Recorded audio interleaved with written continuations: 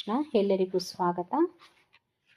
ಈ ದಿನ ನಾವು ಆತ್ಮಸಾಕ್ಷಾತ್ಕಾರ ವಿಜ್ಞಾನದ ನಾಲ್ಕನೇ ಭಾಗದಲ್ಲಿ 2ನೇ ಅಧ್ಯಾಯ ಗುರು ಏಸು ಕ್ರಿಸ್ತ ಈ ಅಧ್ಯಾಯವನ್ನ ಓದಿ ಅರ್ಥ ಮಾಡ್ಕೊಳ್ಳೋದಕ್ಕೆ ಇದ್ದೇವೆ. ಹಾಗಾಗಿ ಇದನ್ನ ಓದೋದನ್ನ ಪ್ರಾರಂಭ ಮಾಡೋದಕ್ಕಿಂತ ಮೊದಲು ನಾವು ಪ್ರತಿನಿತ್ಯ ಹೇಗೆ ಗುರು ಮಂಗಳಾಚರಣೆಯನ್ನ ಹೇಳ್ತಾ ಇದ್ವಿ, ಆ ಮಂಗಳಾಚರಣೆಯನ್ನು ಪ್ರಾರಂಭ ಮಾಡಿ ಆ ನಂತರ ಇದನ್ನ ಅರ್ಥ ಮಾಡ್ಕೊಳ್ಳೋದಕ್ಕೆ ಪ್ರಯತ್ನ ಪಡೋಣ. ಎಲ್ಲರಿಗೂ ಮತ್ತೊಮ್ಮೆ ಸ್ವಾಗತವನ್ನು ನಾನು ಬಯಸ್ತೇನೆ. ಈ ಒಂದು ವಿಡಿಯೋದಿಂದ ಕಳೆದ ಒಂದು ವಿಡಿಯೋಗಳಲ್ಲಿ ನಾವು ಆತ್ಮಸಾಕ್ಷಾತ್ಕಾರ ವಿಜ್ಞಾನದ ಕೆಲವೊಂದು ಅಧ್ಯಾಯಗಳನ್ನು ನಾವು ವಿಡಿಯೋ ಮಾಡಿ ಹಾಕಿದ್ದೀವಿ. ಅವುಗಳೆಲ್ಲ ತುಂಬ ಚೆನ್ನಾಗಿದೆ. ದಯವಿಟ್ಟು ಎಲ್ಲರೂ ಕೂಡ ಎಲ್ಲವನ್ನ ಕೇಳಿ. ಈ ಆತ್ಮಸಾಕ್ಷಾತ್ಕಾರ ವಿಜ್ಞಾನ ಅನ್ನೋದು ನಮ್ಮ ಆತ್ಮಸಾಕ್ಷಾತ್ಕಾರವನ್ನು ಹೇಗೆ ಮಾಡ್ಕೋಬೇಕು ಅನ್ನೋದನ್ನು ಸಂಪೂರ್ಣವಾಗಿ ತಿಳಿಸ್ಕೊಡುತ್ತೆ. ನಾವು ಗಂಭೀರವಾಗಿ ಇದನ್ನು ಅರ್ಥ ಮಾಡಿಕೊಂಡ್ರೆ ನಾವು ಭಕ್ತಿನಲ್ಲಿ ಮುಂದುವರಿಯೋದಕ್ಕೆ, ಸ್ಥಿರವಾಗಿ ನಿಲ್ಲೋದಕ್ಕೆ ನಮಗೆ ಸಾಧ್ಯ ಆಗುತ್ತೆ. ನಮ್ಮ ಮನಸ್ಸಿನಲ್ಲಿರುವ ಎಷ್ಟೊಂದು ಗೊಂದಲಗಳಿಗೆ ಈ ಪುಸ್ತಕ ನಮಗೆ ಉತ್ತರವನ್ನು ನೀಡುತ್ತೆ. ಹಾಗಾಗಿ ಎಲ್ಲರೂ ಕೂಡ ಪ್ರತಿಯೊಂದು ವಿಡಿಯೋವನ್ನು ತಪ್ಪದೆ ನೋಡಬೇಕು ಅಂತ ಕೇಳ್ಕೊಳ್ತಾ ಈ ತರಗತಿಯನ್ನು ಪ್ರಾರಂಭ ಮಾಡೋಣ.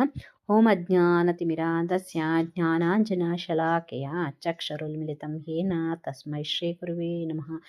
ನಮೋ ವಿಷ್ಣುಪಾದಾಯ ಕೃಷ್ಣಪ್ರೇಷ್ಠಾಯ ಭೂತಲೆ ಶ್ರೀಮತೆ ಭಕ್ತಿವೇದಾಂತ ಸ್ವಾಮಿನಿತಿ ನಾಮಿನಿ. ನಮಸ್ತೆ ಸರಸ್ವತಿ ದೇವಿ ಗೌರವಾಣಿ ಪ್ರಚಾರಿಣಿ ನಿರ್ವಿಶೇಷ ಶೂನ್ಯವಾದಿ ಪಾಶ್ಚಾತ್ಯ ದೇಶತಾರಿಣಿ. ಜಯ ಶ್ರೀ ಕೃಷ್ಣ ಚೈತನ್ಯ ಪ್ರಭು ನಿತ್ಯಾನಂದ ಶ್ರೀ ಅದ್ವೈತ ಗದಾಧರ ಶ್ರೀವಾಸಾದಿ ಗೌರಭಕ್ತರಿಂದ. ಹರೇ ಕೃಷ್ಣ ಕೃಷ್ಣ ಕೃಷ್ಣ ಹರೇ ಹರೇ, ಹರೇ ರಾಮ ರಾಮ ರಾಮ ಹರೇ ಹರೇ. ಹರೇ ಕೃಷ್ಣ ಕೃಷ್ಣ ಕೃಷ್ಣ ಹರೇ ಹರೇ, ಹರೇ ರಾಮ ರಾಮ ರಾಮ ಹರೇ ಹರೇ. ಭಾಗ 4 ಅಧ್ಯಾಯ 2 ಗುರು ಏಸು ಕ್ರಿಸ್ತ. ಹರೇ ಕೃಷ್ಣ ಆಂದೋಲನದ ಗುರುಗಳು ಏಸು ಕ್ರಿಸ್ತನನ್ನು ದೇವರ ಮಗ, ದೇವರ ಪ್ರತಿನಿಧಿ, ನಮ್ಮ ಗುರು ಎಂದು ಇಲ್ಲಿ ಗುರುತಿಸುತ್ತಾರೆ. ಆದರೆ ಇಂದು ಕ್ರೈಸ್ತನ ಅನುಯಾಯಿಗಳು ಎಂದು ಹೇಳಿಕೊಳ್ಳುವವರನ್ನು ಕುರಿತು ಅವರು ಕೆಲವು ಚುರುಕು ಮಾತುಗಳನ್ನು ಆಡಿದ್ದಾರೆ. ಅಂದರೆ ಹರೇ ಕೃಷ್ಣ ಆಂದೋಲನದಲ್ಲಿ ಗುರುಗಳನ್ನ ಏಸು ಕ್ರಿಸ್ತನನ್ನ ದೇವರು ಮತ್ತು ದೇವರ ಪ್ರತಿನಿಧಿ, ಅಂದರೆ ದೇವರ ಮಗ ಅಂತ ಕರಿತಾ ಇದ್ದಾರೆ ಅವ್ರನ್ನ, ಮತ್ತು ಅವರ ಪ್ರತಿನಿಧಿ ಅಂತ ಹೇಳ್ತಾ ಇದ್ದಾರೆ. ಆದರೆ ಇವತ್ತಿನ ದಿನ ಇರುವಂತಹ ಕ್ರಿಸ್ತಿಯರ ಏನು ಅನುಯಾಯಿಗಳಿದ್ದಾರೋ ಅವರ ಅನುಯಾಯಿಗಳು ಅವರು ಹೇಳ್ಕೊಳ್ತಾ ಇದ್ದಾರೆ ಏನಂತ ಕೆಲವು ಮಾತುಗಳನ್ನು ಆಡ್ತಾ ಇದ್ದಾರೆ. ಅದ್ರ ಬಗ್ಗೆ ನಮಗೆ ಈ ಅಧ್ಯಾಯ ತಿಳಿಸ್ಕೊಡ್ತಾ ಇದೆ. ದೈವ ಪ್ರಜ್ಞೆಯುಳ್ಳ ಯಾವ ಸದ್ಗುರುಗಳೇ ಆಗಲಿ ತಿತಿಕ್ಷ, ಸಹಿಷ್ಣುತೆಯು ಮತ್ತು ಕರುಣ, ಅನುಕಂಪವು ಗುಣಗಳನ್ನು ಹೊಂದಿರಬೇಕು ಎಂದು ಶ್ರೀಮದ್ ಭಾಗವತವು ಹೇಳುತ್ತದೆ. ಅಂದರೆ ಒಬ್ಬ ದೈವ ಪ್ರಜ್ಞೆ ಉಳ್ಳ ಮನುಷ್ಯ ಹೇಗಿರಬೇಕು ಅಂದರೆ ಅವ್ನು ಯಾವುದೇ ಸದ್ಗುರುಗಳೇ ಆಗಿರಲಿ ಅವ್ರಿಗೆ ತುಂಬ ಸಹಿಷ್ಣುತೆ ಇರಬೇಕು ಮತ್ತು ಅನುಕಂಪ ಇಂಥ ಗುಣಗಳನ್ನು ಅವರು ಹೊಂದಿರಬೇಕು ಅಂತ ಹೇಳ್ತಾ ಇದ್ದಾರೆ.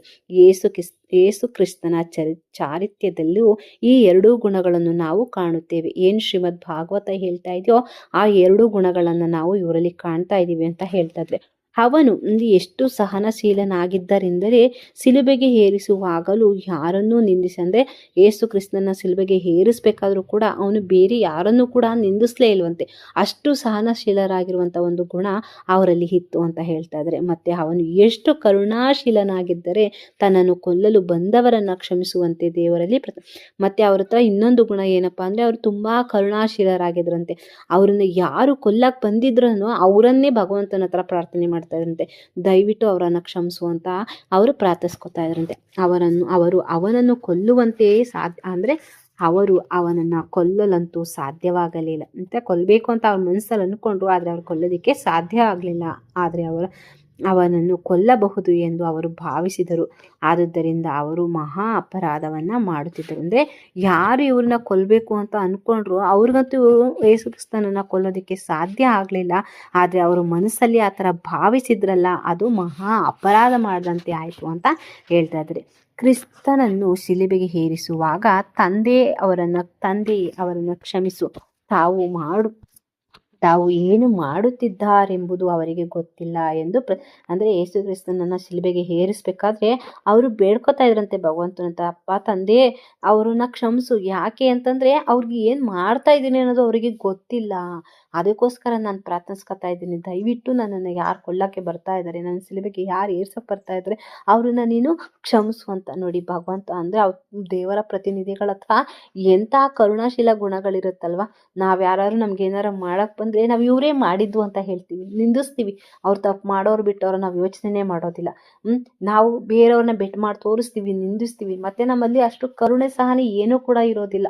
ಏನಾದ್ರು ನಮ್ಗೆ ಯಾರು ಅಂದರೆ ನಾವು ತಿರುಗಿಸಿ ಮತ್ತು ಅವ್ರ ಜೊತೆ ಜಗಳಕ್ಕೆ ಹೋಗ್ಬಿಡ್ತೀವಿ, ನಾವು ಮಾತಾಡ್ತೀವಿ, ಏನೋ ಒಂದು ಮಾಡ್ತೀವಿ ಅಲ್ವಾ. ನಾವು ಆ ರೀತಿ ಅಂದರೆ ನಮ್ಮ ಲೈಫ್ ನಾವು ಏನನ್ನ ಕಲ್ತ್ಕೋಬೇಕು ಅಂತ ಹೇಳ್ತಾ ಇದ್ದಾರೆ, ಸಹಿಸ್ಕೊಳ್ಳುವಂತಹ ಗುಣವನ್ನು ಕಲಿಬೇಕು. ನಾವು ಕರುಣಾಶೀಲರಾಗಿರಬೇಕು. ನಾವು ಯಾರನ್ನು ನಿಂದಿಸಬಾರ್ದು. ಈ ಗುಣಗಳಿದ್ದರೆ ಮಾತ್ರ ನಾವು ಅಂದರೆ ನಮಗೆ ಎಲ್ಲರ ಮೇಲೆ, ಯಾಕೆಂದರೆ ಎಲ್ಲರೂ ಭಗವಂತನ ಅಲ್ಲಿ ಎಲ್ಲರ ಹೃದಯದಲ್ಲೂ ಪರಮಾತ್ಮ ಇರೋದ್ರಿಂದ ನಾವು ಎಲ್ಲರನ್ನ ಏನು ಮಾಡಬೇಕು, ಸಮನಾಗಿ ಕಾಣಬೇಕು. ಯಾರನ್ನು ದೂಷಿಸುವಾಗಿಲ್ಲ. ನಮಗೆಲ್ಲರ ಮೇಲೆ ಅನುಕಂಪ ಇರಬೇಕು. ನಾವು ಭಗವಂತನನ್ನು ಪ್ರೀತಿಸ್ತೀವಿ, ಭಗವಂತನಿಗೋಸ್ಕರ ಸೇವೆ ಮಾಡಬೇಕು. ಹಾಗಾಗಿ ನಾವೇನು ಮಾಡಬೇಕು, ಯಾರನ್ನು ನಿಂದಿಸಬಾರ್ದು ಅಂತ ಹೇಳ್ತಾರೆ ನೋಡಿ. ಅಂಥ ನೋವಲ್ಲೂ ಕೂಡ ಇವ್ರು ಏನು ಹೇಳ್ತಿದ್ರೆ, ತಂದೆ ಅವ್ರು ಏನು ಮಾಡ್ತಾ ಇದ್ದಾರೆ ಅಂತ ಅವ್ರಿಗೆ ಗೊತ್ತಿಲ್ಲ, ದಯವಿಟ್ಟು ಅವರನ್ನು ಕ್ಷಮಿಸು ಅಂತ ಪ್ರಾರ್ಥಿಸ್ಕೊತಾ ಇದ್ದಾರೆ. ದೈವ ಪ್ರಜ್ಞೆಯನ್ನು ಬೋಧಿಸುವವರು ಎಲ್ಲ ಜೀವಿಗಳಿಗೂ ಮಿತ್ರನಾಗಿರುತ್ತೆ. ಯಾರು ಭಗವಂತನ ಬಗ್ಗೆ ಬೋಧಿಸ್ತಾ ಇರ್ತಾರೋ ಅವ್ರಿಗೆ ಎಲ್ಲ ಜೀವಿಗಳು ಏನಾಗಿರುತ್ತೆ, ಮಿತ್ರರಾಗಿರ್ತವೆ, ಸ್ನೇಹಿತರ ಥರ ಇರ್ತವೆ ಅನ್ನೋದನ್ನು ಹೇಳ್ತಾ ಇದ್ದಾರೆ. ಕೊಲ್ಲಬೇಡ ಎಂದು ಉಪದೇಶಿಸುವ ಮೂಲಕ ಯೇಸು ಕ್ರಿಸ್ತನು ಈ ಮಾತಿಗೆ ದೃಷ್ಟಾಂತವನ್ನು ನೀಡಿದ್ದಾನೆ.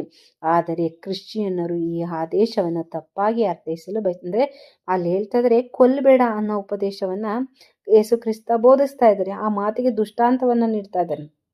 ಆದರೆ ಅದನ್ನು ಸರಿಯಾಗಿ ಅರ್ಥ ಮಾಡ್ಕೊಳ್ಳೋಕ್ಕೆ ಬಯಸ್ತಾನೆ ಇಲ್ಲದೆ ಇರೋರು ಕ್ರಿಶ್ಚಿಯನ್ನರು ಆದೇಶವನ್ನು ತಪ್ಪಾಗಿ ಅರ್ಥೈಸ್ಕೊಳ್ತಾ ಇದ್ದಾರೆ. ಪ್ರಾಣಿಗಳಿಗೆ ಆತ್ಮವಿಲ್ಲ ಅಂತ ತಿಳ್ಕೊತಾ ಇದ್ದಾರೆ.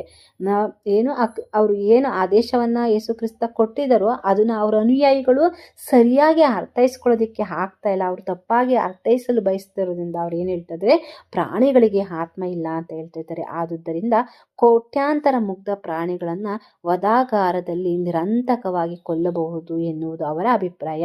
ಯಾವಾಗ ಅವರು ಸರಿಯಾದ ರೀತಿಯಲ್ಲಿ ಅರ್ಥೈಸ್ಕೊಳ್ತಾ ಇಲ್ವೋ, ತಪ್ಪಾಗಿ ಅರ್ಥೈಸ್ಕೊಳ್ತಾ ಇದ್ದಾರೆ, ಪ್ರಾಣಿಗಳಿಗೆ ಆತ್ಮ ಇಲ್ಲ ಅಂತ ಅರ್ಥ ಮಾಡ್ಕೊಳ್ತಾ ಇರೋದ್ರಿಂದ ಅವ್ರು ಏನು ಮಾಡ್ತಾರೆ, ಕೋಟ್ಯಾಂತರ ಆ ಮುಗ್ಧ ಪ್ರಾಣಿಗಳನ್ನು ವಧೆ ಮಾಡ್ತಾ ಇದ್ದಾರೆ, ನಿರಂತರವಾಗಿ ಕೊಲ್ಲಬಹುದು ಅವ್ರ ಭಾವನೆ ಆಗಿದೆ ಅಂತ ಹೇಳ್ತಾರೆ. ಆದುದರಿಂದ ತಾವು ಕ್ರಿಶ್ಚಿಯನ್ನರು ಎಂದು ಹೇಳಿಕೊಳ್ಳುವವರು ಅನೇಕರು ಇದ್ದಾರೆಯಾದರೂ ಯೇಸು ಕ್ರಿಸ್ತನ ಉಪದೇಶಗಳನ್ನು ಕಟ್ಟುನಿಟ್ಟಾಗಿ ಅನುಸರಿಸುವವರು ಒಬ್ಬರನ್ನು ಕಾಣುವುದು ಕಷ್ಟ. ಅಂದರೆ ನಾವು ಕ್ರಿಶ್ಚಿಯನ್ನರು ಅಂತ ಹೇಳ್ಕೊಳ್ಳೋರು ತುಂಬ ಜನ ಇದ್ದಾರೆ. ಆದರೆ ಅವರು ಆ ಯೇಸು ಕ್ರಿಸ್ತ ಏನನ್ನ ಹೇಳಿದಾರೋ ಅದನ್ನು ಅವರು ಪಾಲನೆ ಮಾಡ್ತಾರೆ. ಏನನ್ನ ಅರ್ಥ ಮಾಡ್ಕೋಬೇಕು ಅಂತ ಬೋಧಿಸಿದಾರೋ ಅವರು ಅದನ್ನು ಅರ್ಥ ಮಾಡ್ಕೊಳ್ತಾ ಇಲ್ಲ. ಅವ್ರ ಮನಸ್ಸಾ ಇಚ್ಛೆಯಾಗಿ ಅರ್ಥ ಮಾಡ್ಕೊಳ್ತಾ ಇದ್ದಾರೆ. ಅಂದರೆ ಕಟ್ಟುನಿಟ್ಟಾಗಿ ಅವರು ಅನುಸರಿಸುವುದು ಅಂದರೆ ಏನು ಯೇಸು ಕ್ರಿಸ್ತ ಹೇಳಿದಾರೋ ಆ ಬೋಧನೆಯನ್ನು ಕಟ್ಟಾಗಿ ಅನುಸರಿಸುವವರು ಕಾಣೋದೇ ಕಷ್ಟ ಆಗಿದೆ ಇವತ್ತಿನ ದಿನದಲ್ಲಿ. ಎಲ್ಲ ಅವ್ರ ಅನುಯಾಯಿಗಳು ಅವ್ರ ಬೋಧನೆಯನ್ನು ಸರಿಯಾಗಿ ರೀತಿ ಅರ್ಥ ಮಾಡ್ಕೊಳ್ದಿರೋ ಕಾರಣ ಅವ್ರ ಇಚ್ಛೆ ಬಂದಂಗೆ ಅವ್ರು ಅರ್ಥ ಮಾಡ್ಕೊಂಡು ಏನು ಮಾಡ್ತಾರೆ, ತಪ್ಪು ಕೆಲಸಗಳನ್ನು ಹೋಗ್ತಾ ಇದ್ದಾರೆ, ಪಾಪಗಳನ್ನಂದರೆ ಹೋಗ್ತಾ ಇದ್ದಾರೆ. ಅವರು ನಿಜವಾಗಿ ಅನುಸರಿಸುವಂಥವ್ರನ್ನ ಒಬ್ಬರನ್ನು ಕಾಣೋದು ಕೂಡ ಇವತ್ತಿನ ದಿನದಲ್ಲಿ ಕಷ್ಟ ಆಗಿದೆ ಅಂತ ಹೇಳ್ತಾ ಇದ್ದಾರೆ.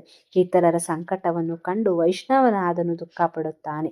ಇತರರ ಸಂಕಟದಿಂದ ವಿಮುಕ್ತಿಗೊಳಿಸಲು ಯೇಸು ಕ್ರಿಸ್ತನನ್ನು ಸಿಲುಬೆಗೆ ಏರಲು ಒಪ್ಪಿದನು. ಆದರೆ ಅವನ ಅನುಯಾಯಿಗಳು ಎಷ್ಟು ಶ್ರದ್ಧಾಹೀನರೆಂದರೆ, ನಮಗಾಗಿ ಕ್ರಿಸ್ತನು ಸಂಕಟ ಪಡಲಿ, ನಾವು ಪಾಪ ಮಾಡುತ್ತಲೇ ಇರೋಣ ಎಂದು ತೀರ್ಮಾನಿಸಿದರೆ, ಯಾರು ಭಗವಂತ ಇರ್ತಾರೋ ಅಂದರೆ ದೈವ ಪ್ರಜ್ಞೆ ಉಳ್ಳವರು ಅವರು ಏನಾಗಿರ್ತಾರೆ, ದೈವ ಪ್ರಜ್ಞೆ ಉಳ್ಳ ಬೋಧನೆ ಮಾಡುವವರು ಬೇರೆಯವ್ರನ್ನ ಸಂಕಟವನ್ನು ತಮ್ಮ ಕಷ್ಟ ಅಂತ ಅನ್ಕೋತಾರೆ ಅಲ್ವಾ. ಇತರರ ಸಂಕಟವನ್ನು ಕಂಡು ವೈಷ್ಣವನಾದವನು ಏನು ಮಾಡ್ತಾನೆ, ದುಃಖ ಪಡ್ತಾನೆ.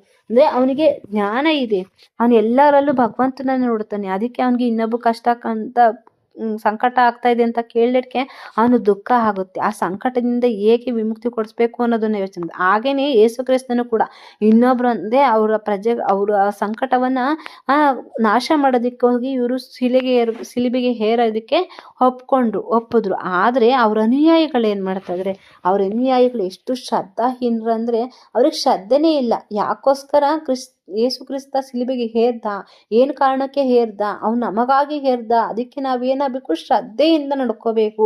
ನಾವು ಅವನೇನು ಬೋಧಿತಾನೆ ಅದನ್ನು ನಾವು ನಮ್ಮ ಜೀವನಕ್ಕೆ ಅಳವಡಿಸ್ಕೋಬೇಕು ಅಂತ ಅವ್ರು ಅನ್ಕೋತಾ ಇಲ್ಲ. ಅವರೆಷ್ಟು ಶ್ರದ್ಧಾಹೀನರೆಂದರೆ, ನಮಗಾಗಿ ಕಷ್ಟಪಡೋದಕ್ಕೆ ಭಗವಂತ ಕ್ರಿಸ್ತ ಇದಾನಲ್ಲ, ಅವನು ಸಂಕಟ ಪಡಲಿ, ನಾವು ಮಾಡೋ ಪಾಪಗಳನ್ನೆಲ್ಲ ಮಾಡ್ತಾನೆ ಇರೋಣ ಅಂತ ಈಗಿನ ಅವರು ಅನುಯಾಯಿಗಳು ಭಾವಿಸ್ತಾರೆ ಅನ್ನೋದನ್ನು ಅವ್ರು ತೀರ್ಮಾನ ಮಾಡ್ಕೋತಾರೆ ಅನ್ನೋದನ್ನು ತಿಳಿಸ್ಕೊಡ್ತಾ ಇದ್ದಾರೆ.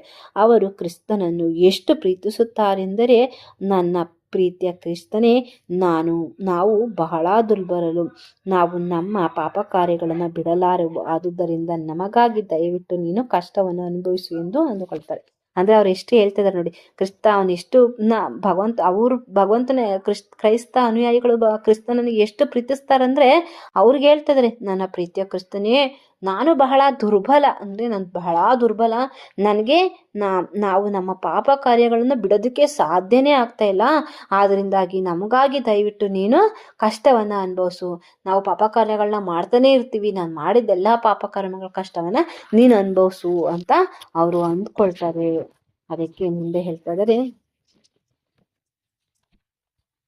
ಕೊಲ್ಲಬೇಡ ಎಂದು ಕ್ರಿಸ್ತನು ಬೋಧಿಸಿದ, ಆದರೆ ಅವನ ಅನುಯಾಯಿಗಳು ಪರವಾಗಿಲ್ಲ ನಾವು ಕೊಲ್ಲೋಣ ಎಂದು ಈಗ ನಿರ್ಧರಿಸಿದಂತೆ. ಆದುದರಿಂದ ಅವರು ದೊಡ್ಡ ದೊಡ್ಡ ಆಧುನಿಕ ವೈಜ್ಞಾನಿಕ ವದಗಾರಗಳನ್ನು ತೊರೆಯುತ್ತಿದ್ದಾರೆ. ಪಾಪ ಎಂದೇನಾದರೂ ಇದ್ದರೆ ನಮಗಾಗಿ ಕ್ರಿಸ್ತನು ಸಂಕಟವನ್ನು ಅನುಭವಿಸುತ್ತಾನೆ. ಅದು ಅತ್ಯಂತ ನಿಂದಾರ್ಹವಾದ ತೀರ್ಮಾನ. ಅಂದರೆ ಕೊಲ್ಲಬಾರ್ದು ಅಂತ ಯೇಸು ಕ್ರಿಸ್ತ ಬೋಧಿಸಿದ್ರು, ಆದರೆ ಅವರ ಅನುಯಾಯಿಗಳು ಏನಂತಂದ್ರೆ ಪರವಾಗಿಲ್ಲ ನಾವು ಕೊಲ್ಲೋಣ, ಯಾಕೋಸ್ಕರ ಅಂತ ನಿರ್ಧಾರ ಮಾಡ್ತಾ ಇದ್ದಾರೆ. ಅಂದರೆ ಅವರು ಯೇಸು ಕ್ರಿಸ್ತ ಕೊಲ್ಲಬಾರ್ದು ಅಂತ ಬೋಧಿಸಿದ್ರೆ ಈಗಿನ ಅನುಯಾಯಿಗಳು ಏನು ಮಾಡ್ತಾ ಇದ್ದಾರೆ, ನಾವೆಲ್ಲವನ್ನ ಕೊಲ್ಲೋಣ ಅಂತ ತೀರ್ಮಾನ ಮಾಡ್ಕೊಳ್ತಾ ಇದ್ದಾರೆ, ಅವ್ರು ನಿರ್ಧರಿಸ್ತಾ ಇದ್ದಾರೆ. ಆದ್ರಿಂದ ಅವ್ರು ಏನು ಮಾಡ್ತಾರೆ, ದೊಡ್ಡ ದೊಡ್ಡ ಆಧುನಿಕ ವೈಜ್ಞಾನಿಕ ಅಧಿಕಾರಗಳು ತೆರಿತಾ ಇದ್ದಾರೆ. ಪಾಪ ಎಂದೇನಾದ್ರೂ ಇದ್ರೆ ಅದನ್ನ ನಮಗಾಗಿ ನಾವೇನಾದ್ರೂ ಪಾಪ ಅಂತ ಮಾಡ್ತಾ ಇದ್ರೆ ಅದನ್ನ ಕ್ರಿಸ್ತನೇ ಸಂಕಟ ಅನುಭವಿಸ್ತಾನಲ್ಲ, ಅವನೇ ತಗೊತಾನೆ ನಮ್ಮನ್ನೆಲ್ಲ ಕಷ್ಟಗಳನ್ನ. ಹಾಗಾಗಿ ಏನ್ ಮಾಡೋದು, ಇಂಥ ತೀರ್ಮಾನವನ್ನ ಅವರು ತಗೋತಾ ಇದ್ದಾರೆ, ನಿಂದರ್ಹವಾದ ತೀರ್ಮಾನವನ್ನ ಮಾಡ್ತಾ ಇದ್ದಾರೆ. ಅಂದ್ರೆ ಯಾವುದು ಭಗವಂತ ಮಾಡಬೇಡಿ ಅಂತ ಹೇಳಿದಾರೋ ಅದನ್ನ ಇವ್ರು ಮಾಡ್ತಾ ಇದ್ದಾರೆ. ಮಾಡಿದ್ರ ಜೊತೆಗೆ ಅವ್ರು ಹೇಗೆ ಪ್ರತಿನಿಧಿಸ್ಕೊತಾ ಇದ್ದಾರೆ ಅಂದ್ರೆ, ನಾವೇನೇ ಪಾಪ ಕಾರ್ಯಗಳನ್ನ ಮಾಡಿದ್ರೆ ಕ್ರಿಸ್ತ ಇದಾನೆಲ್ಲ ಸಂಕಟವನ್ನು ಅನುಭವಿಸೋಕ್ಕೆ, ಅವನು ಅದನ್ನೆಲ್ಲ ನಮ್ಮ ಪಾಪಗಳನ್ನೆಲ್ಲ ಅವನು ತಗೊಂಡ್ಬಿಡ್ತಾನೆ, ಹಾಗಾಗಿ ನಾವು ಮಾಡ್ತಾನೆ ಇರೋಣ ಅನ್ನೋ ಲೆಕ್ಕಾಚಾರದಲ್ಲಿ ಅವರು ಮಾಡ್ತಾ ಇದ್ದಾರೆ. ಕ್ರಿಸ್ತನು ತನ್ನ ಭಕ್ತರ ಹಿಂದಿನ ಪಾಪಗಳಿಗಾಗಿ ಸಂಕಟವನ್ನು ಅನುಭವಿಸಲಿಲ್ಲ. ಕ್ರಿಸ್ತನು ತನ್ನ ಭಕ್ತರ ಹಿಂದಿನ ಪಾಪಗಳಿಗಾಗಿ ಸಂಕಟವನ್ನು ಅನುಭವಿಸಲಿಲ್ಲ. ತನ್ನ ಪಾಪಗಳಿಗೆ ಯೇಸು ಕ್ರಿಸ್ತನನ್ನು ಏಕೆ ಸಂಕಟಕ್ಕೆ ಗುರಿ ಮಾಡಬೇಕು? ಅಂದರೆ ಕ್ರಿಸ್ತರು ತನ್ನ ಹಿಂದಿನ ಭಕ್ತರು ಏನಿದ್ದಾರೆ ಅವ್ರ ಪಾಪಗಳನ್ನ ಯಾವುದನ್ನು ಕೂಡ ಸಂಕಟವನ್ನು ಅನುಭವಿಸ್ತಿಲ್ಲ. ಇಲ್ಲಿ ಏನಾಗ್ತದೆ, ನನ್ನ ಪಾಪಗಳಿಗೆ ನಾವೇನೇ ಕೆಲಸಗಳನ್ನ ಮಾಡಲಿ, ನಾವೇನೇ ಪಾಪವನ್ನು ಮಾಡಲಿ, ಅದಕ್ಕೆ ನಾವು ಯಾಕೆ ಯೇಸು ಕ್ರಿಸ್ತನನ್ನ ಸಂಕಟಕ್ಕೆ ಗುರಿ ಮಾಡಬೇಕು ಅಂತ ಹೇಳ್ತಾರೆ. ನನ್ನ ಪಾಪ ಕಾರ್ಯಗಳನ್ನು ನಿಲ್ಲಿಸೋಣ ಎಂದು ಯೋಚಿಸುವಷ್ಟು ಅವರು ಮೊದಲು ವಿವೇಚನಾಶೀಲರಾಗಿರಬೇಕು. ಅಂದರೆ ಏನು ಯೇಸು ಕ್ರಿಸ್ತ ಬೋಧಿಸಿದ್ದಾನೆ, ಅದನ್ನ ಯಾತಕ್ಕೋಸ್ಕರ ಬೋಧಿಸಿದ್ದಾನೆ, ಅದನ್ನ ತಿಳ್ಕೋಷ್ಟು ವಿವೇಚನಾಶೀಲವಾಗಿರ್ಬೇಕು. ಯಾಕೆ ನಾನು ಪಾಪವನ್ನು ಮಾಡ್ತಿದ್ದೀನಿ, ನನ್ನ ಪಾಪವನ್ನು ಅವ್ರು ಯಾಕೆ ತಗೋಬೇಕು, ನಾವು ಪಾಪ ಕಾರ್ಯಗಳನ್ನು ಮಾಡಬಾರ್ದು, ನಿಲ್ಲಿಸ್ಬೇಕು ಅನ್ನೋದನ್ನ ಯೋಚನೆ ಮಾಡುವಷ್ಟು ಅವರು ವಿವೇಚನಾಶೀಲರಾಗಿರ್ಬೇಕು ಅನ್ನೋದನ್ನ ತಿಳಿಸ್ತಾ ಇದ್ದಾರೆ. ಆದರೆ ಕ್ರಿಸ್ತನ ಈಗಿನ ಅನುಯಾಯಿಗಳು ಯಾರೂ ಕೂಡ ವಿವೇಚನಾಶೀಲರಾಗಿಲ್ದೇ ಇರೋ ಕಾರಣದಿಂದ ಅವ್ರು ಏನು ಮಾಡ್ತಾರೆ, ತಪ್ಪುಗಳನ್ನು ಮಾಡಿ ಅದನ್ನ ಯೇಸು ಕ್ರಿಸ್ತ ಅನುಭವಿಸ್ತಾನೆ ಅಂತ ಸಾಧಾರಣವಾಗಿ ಅವರು ಅನ್ಕೊಂಡ್ಬಿಡ್ತಾರೆ. ಆದ್ರೆ ಆ ಥರ ಅನ್ಕೊಳ್ಳೋದಕ್ಕೆ ಸಾಧ್ಯ ಇಲ್ಲ ಅನ್ನೋದನ್ನ ನಮಗಿಲ್ಲಿ ತಿಳಿಸ್ತಾ ಇದ್ದಾರೆ. ತಂದೆಯ ಮುದ್ದಿನ ಮಗನೊಬ್ಬ, ಅದಕ್ಕೆ ಒಂದು ಸಾದೃಶ್ಯದ ಪ್ರಕಾರ ಹೇಳ್ತಾ ಇದ್ದಾರೆ, ತಂದೆಯ ಮುದ್ದಿನ ಮಗನೊಬ್ಬ ಕೊಲೆ ಮಾಡಿದ ಎಂದುಕೊಳ್ಳೋಣ. ಇದಕ್ಕೆ ಏನಾದರೂ ಶಿಕ್ಷೆ ಇದ್ದರೆ ನನ್ನ ತಂದೆ ಅನುಭವಿಸಲಿ ಎಂದು ಅವನು ಹೇಳಿದರೆ ಕಾನೂನು ಒಪ್ಪಿತೆ. ಕೊಲೆಗಾರನನ್ನು ಬಂಧಿಸಿದಾಗ ಬೇಡ ನನ್ನನ್ನು ಬಿಟ್ಟು ಬಿಡಿ, ನಾನು ನನ್ನ ತಂದೆಯ ಮುದ್ದಿನ ಮಗ, ಅವರನ್ನೇ ಬಂಧಿಸಿ ಎಂದು ಹೇಳಿದರೆ ಆ ಮೂರ್ಖನ ಕೋರಿಕೆಗೆ ಪೊಲೀಸ್ ಅಧಿಕಾರಿಗಳು ಮನ್ನಣೆ ಕೊಡುತ್ತಾರೆಯೇ? ಕೊಲೆ ಮಾಡಿದವನು ಅವನು ಶಿಕ್ಷೆಯನ್ನು ತನ್ನ ತಂದೆ ಅನುಭವಿಸಬೇಕೆಂದು ಭಾವಿಸುತ್ತಾನೆ.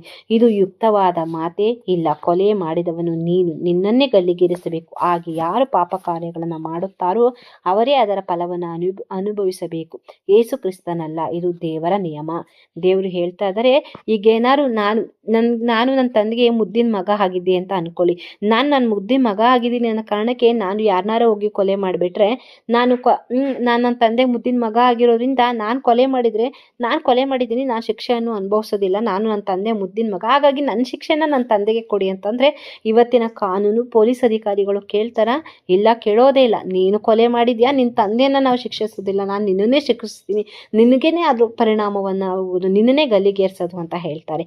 ಹಾಗೆ ಇದನ್ನು ನಾವು ಏನೇ ಕರ್ಮಗಳನ್ನ, ಈ ಕ್ರಿಸ್ತರು ಅನುಯಾಯಿಗಳು ಏನೇ ಕರ್ಮವನ್ನು ಏನೇ ಪಾಪವನ್ನು ಮಾಡಿದರೂ ಕೂಡ ಅದನ್ನು ಅವರೇ ಅನುಭವಿಸ್ಬೇಕೇ ಹೊರತು ಯೇಸು ಕ್ರಿಸ್ತನಲ್ಲ. ಇದು ದೇವರ ನಿಯಮ ಅಂತ ಹೇಳ್ತಾ ಇದ್ದಾರೆ.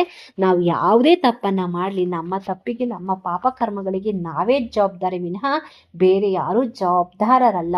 ಇದು ಭಗವಂತನ ನಿಯಮ ಅನ್ನೋದನ್ನ ನಮಗೆ ತಿಳಿಸ್ಕೊಡ್ತಾ ಇದ್ರಿ. ಅದಕ್ಕೆ ನಾವು ಮಾಡುವಂಥ ಪ್ರತಿಯೊಂದು ಕೆಲಸ ಆಗಿರ್ಬೋದು, ಮಾತಾಗಿರ್ಬೋದು, ಕಾರ್ಯಕ್ರಮಗಳಾಗಿರ್ಬೋದು, ಏನೇ ಆಗಿರಲಿ ನಾವು ಬಹಳ ಎಚ್ಚರಿಕೆಯಿಂದ ಮಾಡಬೇಕು. ಏನನ್ನ ಭಗವಂತ ಹೇಳಿದಾನೋ ಅದನ್ನೇ ಮಾಡಬೇಕು. ಇಲ್ಲ ಅಂತಂದರೆ ನಾವೇನಾಗ್ತೀವಿ, ನಮ್ಮ ಪಾಪ ಕರ್ಮಗಳಿಗೆ ನಾವೇ ಹೊಣೆಯಾಗ್ತೀವಿ, ಅದನ್ನು ನಾವೇ ಅನುಭವಿಸ್ಬೇಕಾಗುತ್ತೆ ಅನ್ನೋದನ್ನ ನಮಗಿಲ್ಲಿ ತಿಳಿಸ್ಕೊಡ್ತಾ ಇದ್ದಾರೆ. ಯೇಸು ಕ್ರಿಸ್ತ ಎಂಥ ಮಹಾನ್ ವ್ಯಕ್ತಿ. ಅವನು ದೇವರ ಮಗ, ದೇವರ ಪ್ರತಿನಿಧಿ. ಅವನೇನು ತಪ್ಪು ಮಾಡಿರಲಿಲ್ಲ, ಆದರೂ ಅವನನ್ನು ಶಿಲುಬೆಗೆ ಏರಿಸಿದರು.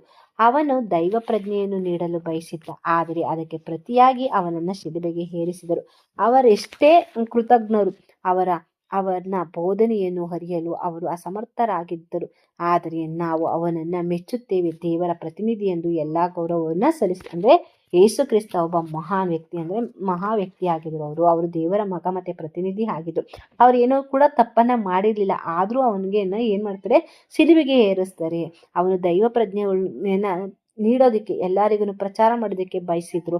ಅದಕ್ಕೆ ಪ್ರತಿಯಾಗಿ ಏನು ಮಾಡಿದ್ರು, ಯಾವಾಗ ಅವರು ಭಗವಂತನನ್ನು ಭಗವಂತನ ಬಗ್ಗೆ ಬೋಧನೆಗಳನ್ನ ಪ್ರಚಾರ ಮಾಡೋದಕ್ಕೆ ಇದು ಮಾಡಿದ್ರು, ಆಗ ಅವರನ್ನು ಶಿಲುಬೆಗೆ ಏರಿಸಿದ್ರು. ಆದರೆ ಅವ್ರೇನೂ ಕೂಡ ತಪ್ಪನ್ನು ಮಾಡಿರಲಿಲ್ಲ. ಅವರೆಷ್ಟು ಕೃತಜ್ಞರಾಗಿದ್ರು ಅಂದರೆ ಅವನ ಬೋಧನೆಯನ್ನು ಅರಿಯಲು ಅವರು ಸಮರ್ಥರಾಗಿದ್ರು. ಯಾರು ಅವರಿಗೆ ಶಿಕ್ಷೆಯನ್ನು ಕೊಟ್ಟರೋ ಅವ್ರಿಗೆ ಏನು ಹೇಳ್ತಾ ಇದ್ದಾರೆ ಅನ್ನೋದನ್ನ ಅರ್ಥ ಮಾಡ್ಕೊಳ್ಳೋದ್ರಲ್ಲಿ ಅವರು ಅಸಮರ್ಥರಾಗಿದ್ರು. ಆದ್ದರಿಂದ ಅವ್ರು ಏನು ಮಾಡಿದ್ರು, ಶಿಲುಬೆಗೇರಿಸಿದ್ರು. ಆದರೆ ನಾವು ಅವನನ್ನು ಮೆಚ್ಚುತ್ತೇವೆ. ಅವನು ಮಾಡ್ತಾ ಇದ್ದದ್ದು ಒಳ್ಳೆ ಕೆಲಸ ಅಂತ ನಾವು ಮೆಚ್ಚುತ್ತೇವೆ. ಅವರು ದೇವರ ಪ್ರತಿನಿಧಿ ಎಂದು ನಾವು ಗೌರವವನ್ನು ಸಲ್ಲಿಸ್ತೇವೆ ಅಂತ ಹೇಳ್ತಾ ಇದ್ದಾರೆ.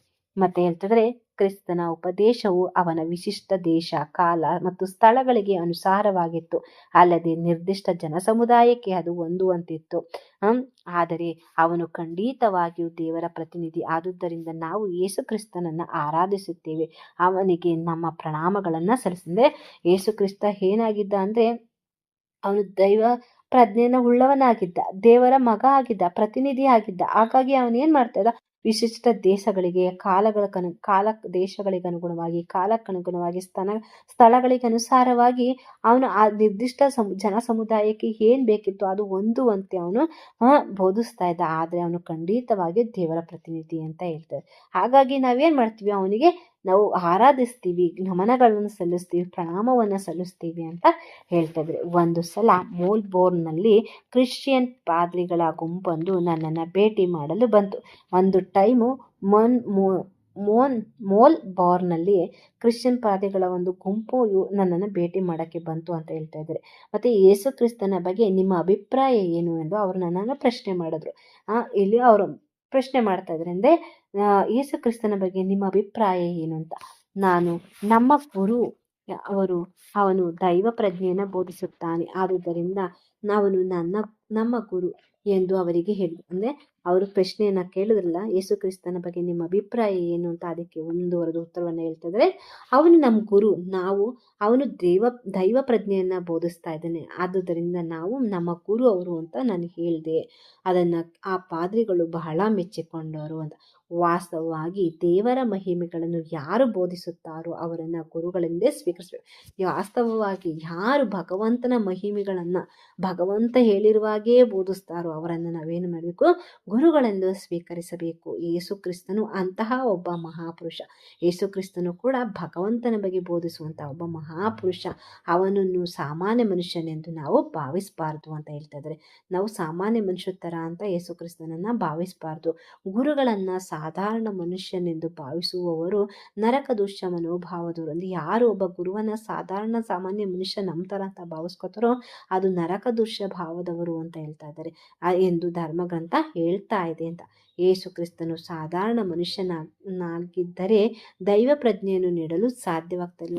ಯೇಸು ಕ್ರಿಸ್ತನು ನಮ್ಮ ಥರ ಸಾಮಾನ್ಯ ಮನುಷ್ಯನಾಗಿದ್ದರೆ ಅವನು ದೈವ ಪ್ರಜ್ಞೆಯನ್ನು ನೀಡೋದಕ್ಕೆ ಸಾಧ್ಯನೇ ಆಗ್ತಾ ಇರಲಿಲ್ಲ. ಹಾಗಾಗಿ ಅವನು ಒಬ್ಬ ದೇವರ ಮಗ ಮತ್ತು ದೇವರ ಪ್ರತಿನಿಧಿ ಅನ್ನೋದನ್ನು ನಮಗೆ ತಿಳಿಸ್ಕೊಡ್ತಾರೆ. ನಾವು ಯಾರು ದೈವ ಪ್ರಜ್ಞೆಯ ಬಗ್ಗೆ ನಮಗೆ ತಿಳಿಸ್ಕೊಡ್ತಾರೋ ಅವರನ್ನು ನಾವು ಗುರುವಾಗಿ ನೋಡಬೇಕು. ಭಗವಂತ ಹೇಗೆ ಬೋಧಿಸಿದಾನು ಧರ್ಮ ಗ್ರಂಥಗಳಲ್ಲಿ ಹಾಗೆಯೇ ಅವರು ನಮಗೆ ಹೇಳುವಂಥದ್ದನ್ನು ಪ್ರಚಾರವನ್ನು ಮಾಡಿದ್ರಿ, ಅವರು ಬೋಧಿಸಿದ್ರಿ, ಹಾಗೆ ಅವರು ನಮಗೆ ದಾನವನ್ನು ಅಂದರೆ ಆ ದಾನವನ್ನು ಮಾಡಿದರೆ ನಾವು ಏನು ಮಾಡಬೇಕು, ಅವರನ್ನು ಒಬ್ಬ ಗುರು ಅಂತ ಹೇಳಿ ಸ್ವೀಕಾರ ಮಾಡಬೇಕು ಅನ್ನೋದನ್ನು ಹೇಳ್ಕೊಡ್ತಾ ಇದ್ದರು.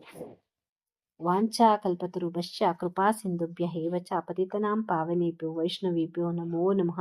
ಹರೇ ಕೃಷ್ಣ ಕೃಷ್ಣ ಕೃಷ್ಣ ಹರೇ ಹರೇ, ಹರೇ ರಾಮ ರಾಮ ರಾಮ ಹರೇ ಹರೇ, ಹರೇ ಕೃಷ್ಣ ಕೃಷ್ಣ ಕೃಷ್ಣ ಹರೇ ಹರೇ, ಹರೇ ರಾಮ ರಾಮ ರಾಮ ಹರೇ ಹರೇ, ಹರೇ ಕೃಷ್ಣ ಕೃಷ್ಣ ಕೃಷ್ಣ ಹರೇ ಹರೇ, ಹರೇ ರಾಮ ರಾಮ ರಾಮ ಹರೇ ಹರೇ.